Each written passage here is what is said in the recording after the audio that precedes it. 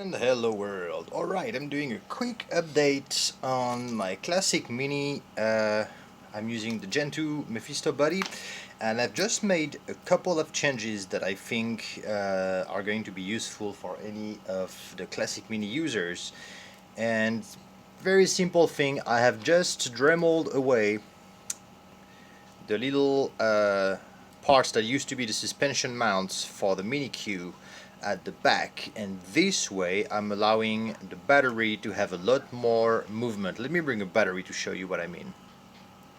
And I'm back. So these are the batteries that I'm using. You can use the batteries for the Orlando Hunter and basically anything that will fit in there. The dimensions are on the website, and so you see normally the back of the pod here will come and interfere with this, and you want to have that much movement.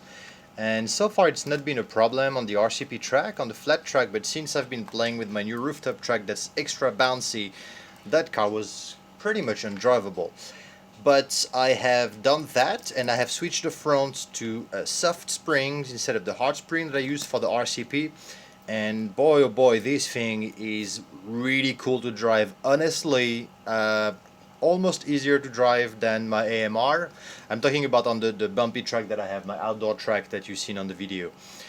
And that makes a huge difference to the way the back handles, the behavior of the back and so on. So you still of course have some bounciness because there is no dampening at the rear, but there is a lot more free movement than before. Softening the front made a big difference.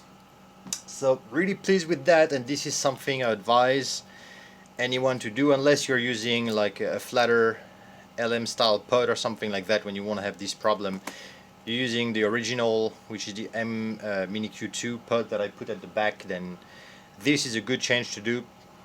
And I might actually in the future increase the angle of the battery tray a little bit. That's of course depending on the battery you're using. The battery might be all the way on top of that as well, so that's not such a big deal.